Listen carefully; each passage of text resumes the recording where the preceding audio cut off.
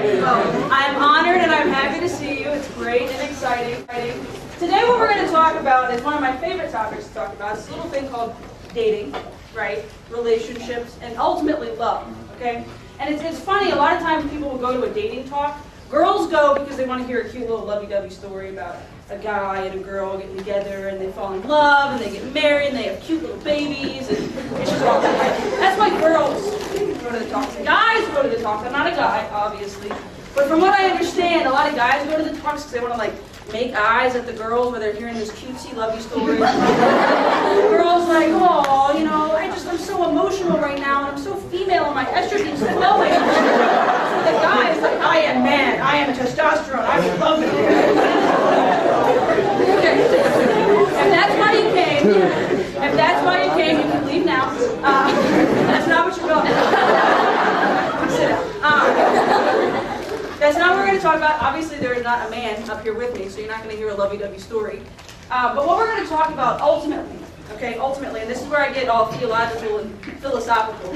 Ultimately, what we're going to talk about is love, right? What is love? And why is love something so important to our very existence? Why is love the center of our universe, right? And if love is the center of our universe, then why is dating really serious, right? Not something frivolous to just kind of go around and hit on guys or hit on girls. Not hit, but like, hit kind of thing. Like nudge in a loving and affectionate way, right? Why is that something really important? Something that you should pay attention to as a teenager in today's world, okay? So in order to kind of get to that, we're going to have fun. We're going to talk a lot about the whole dating side of things. The first thing we're going to talk about is, what is love? Okay? What is love? Somebody want to define it? God. Okay, very good. Theology answered right there. Okay, somebody else. What is love? Union between a man and a woman. Union between a man and a woman. Okay, what is love? You're right. We're going to get to a different point. What's love? Somebody else. Somebody else. It's a decision. Selflessness. Okay. It's a decision. It's a decision. All right. A choice. A gift of yourself. Right. Very good. All of you. Okay. Love is not an emotion. Right? How many people have ever thought that love is like how you feel inside? You don't have to raise your hand. Okay, I'm not going to judge you if you thought that. Because that's what society tells us, right? Society tells us that love is red roses on Valentine's Day, a nice kiss at the end of a date, right? Love is holding hands with your boyfriend and girlfriend while you're sitting in the movie theater, right? Love is that butterfly feeling in the side of your stomach where you get really excited when you see the other person, right? And that's part of it. We'll call that the raw materials of love. But ultimately, love is more than an emotion. Love is more than how you feel. Love is ultimately a gift of yourself, right? Love is a gift of yourself. So raise your right hand. Say, I promise, from here on out, to call love, a gift of myself. Just vow to call love a gift of yourself for the rest of your life, okay? Gift of self. Now, what does that mean? That's a concept that seems kind of foreign. What is a gift of myself, right? Well, literally, it means to give myself to the other person, right? So I don't just like somebody, right? I love them. I'm going to give myself to them.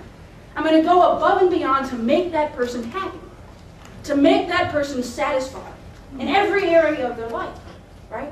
But it's more than just a gift of self, right? But you can kind of add on to that concept of gift of self, right? It's a gift of self and an act of the will.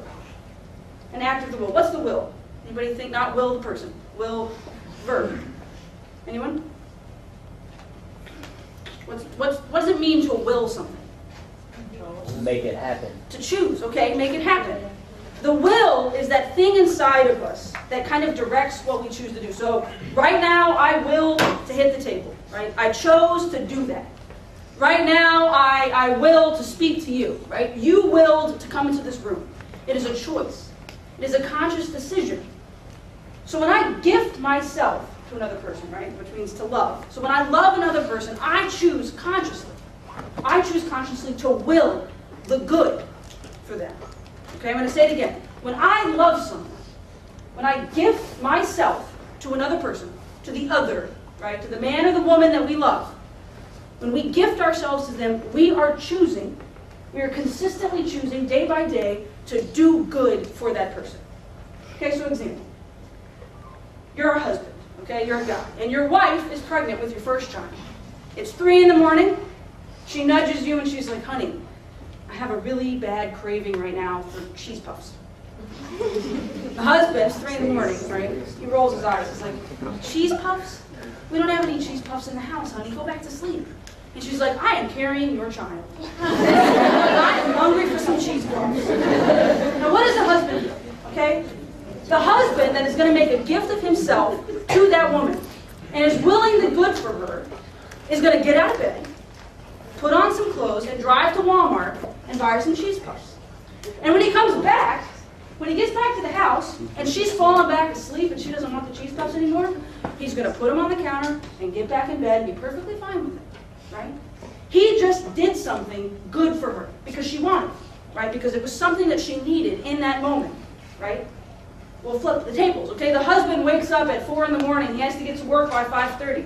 The wife gets out of bed to go fix him breakfast, right? Or to make him a cup of coffee, right? It's going above and beyond for the other person. It's taking yourself and saying, I deny myself for your good. Okay, so that's what love is. That's what love is. That's what a gift of self is for another person. That's what it means to consciously choose to do good for them. Okay? So keep that in your head. Love, gift of self, act of will, choosing to do good for the other person. We all on the same page? Any confused questions that need to be answered? Please silence all cell phones, okay? I'm not picking on you, I'm sorry. Okay, so that's what it means. Gift of self, act of will. Now dating, which is why you came here, okay? I'm not going to ask you to raise your hands.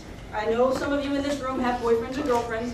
And I say, kind of as a disclaimer, I'm not telling you to call your boyfriend or girlfriend the second you walk out of the room and say it's over. I'm not telling you to never look at a boy or a girl again and think, oh, he's cute, or man, she's hot. Don't say that to them, obviously. Right? I'm not going to tell you. What I present to you today is an objective opinion that I have developed as a 21-year-old theology student from my own personal life experience, from seeing my friends experience certain things, and from doing a lot of reading. Okay, so this is the opinion that I have developed. It is not absolute total authority and law, and the church doesn't tell you you have to do this, but I highly suggest it. Okay, so that's the side note. So that's what love is, right? Love is a gift of the self and an act of the will. To date another person. To date another person means that you are coming to experience what love is. Right? And what is love? Love is a gift of self and an act of the will. Pretty serious thing. Right? Giving of yourself completely and totally for the other person's good well-being. Right? If you're going to date, you need to be at the point in life where you're willing to do that. Where you're willing to drop everything for that person. And say, I love you more than I love myself. Somebody earlier said God is love. Okay? What did God do for us that was so loving?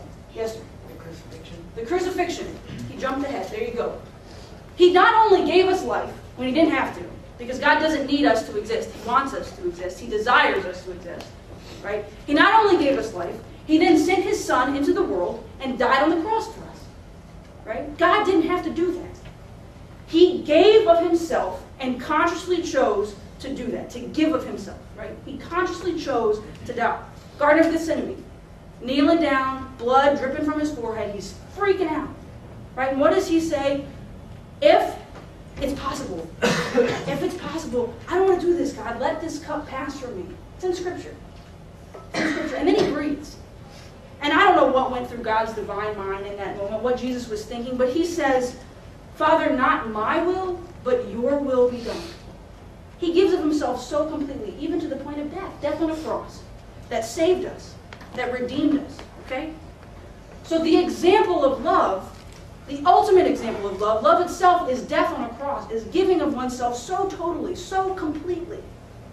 To experience that love, we have to go above and beyond ourselves and literally die to self as Christ died physically in this world so that the other person can experience the best. Now dating, okay, let's be real. You're 15, 16, 17 years old, right? Freshman, sophomore, junior, senior. This is an opportunity in your life, okay? And this is huge. If you don't walk away from this with anything, I want you to walk away with this. Okay? High school is a transformative time. Okay? It's a transformative time. It's the only 4 years that you have to just kind of be a kid, right? Think about it, okay? When you're younger, your parents are deciding things for you, right? You're from infancy up to about 6th grade, your parents control the things that you do. They decide if you're going to play on a soccer team. They pick what dance studio you're going to go to. They monitor the books that you read and the television that you watch, the internet websites that you visit, right? 6th grade is kind of when you get that first taste of freedom, okay? 6th grade. And that's when you kind of start saying, no, Mom and Dad, I like soccer, I want to keep playing. Or, Mom and Dad, I really enjoy, ballroom dancing, or what's the dancing? The dance line, right? I didn't do those kinds of things. Dances in 6th grade. Sorry. My children will. Okay? But like 6th grade is right about the time when you start to kind of pick things that you want to do. And as you go through middle school, you kind of pick and choose the things that are important to you. But when you get to high school, and eventually you get a driver's license and you start, setting your own homework schedule and hanging out at your friend's house more independently, right? That's when you gain that independence. That's the opportunity and the time that you have to get to know yourself. To get to know yourself. Okay, what's love again? Somebody? Gift of self. A gift of self. Who in their right mind can give of themselves if they don't know themselves? Right? That's just simple logic. I cannot expect to gift myself to another person. I'm just going to use myself as an example. I cannot expect to gift myself to the man I'm going to marry unless I know myself. Right? I'm not willing to go above and beyond for him and for his well-being unless I know what my limits are. Unless I know what above and beyond means to me personally. Okay? So if I'm going to gift myself to somebody someday, I have to know myself. When is the best time to get to know myself? High school. The most transformative time of your life, right now. Freshman, sophomore, junior year, and senior year. Right? The most transformative time. 4 years that you have to get to know yourself. So what happens when you take that 4 years and you say, you know what, I'm going to take the time that I have to get to know myself and I'm going to throw another person in the mix, right? A boy or a girl, because she's cute, or because he's really athletic, right? Or because she's funny and she has this nice little giggle, right? Or he's just so nice to my parents, I just can't get over that, right? Stupid reasons to date somebody. I'm just going to say it outright, right? We're just going to be blunt, okay? I'm not afraid of what you think of me at the end of this, okay? If I have anybody in my second workshop, that'll be a whole other story. But right now, I want you to get across that if love is a gift of self, and an act of the will, you have to know yourself to give yourself. And the time to get to know yourself is right now. So don't date right now, because then you're getting to know somebody else before you get to know who you are. Does that make sense? You understand the logic there? Gift of self. You have to know yourself. Now is the time to know yourself.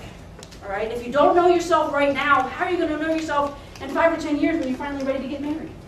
Right? When you meet somebody that's so special and so important that you want to gift yourself to them. Right? That you want to go in above and beyond and will the good for them. Okay? You with me?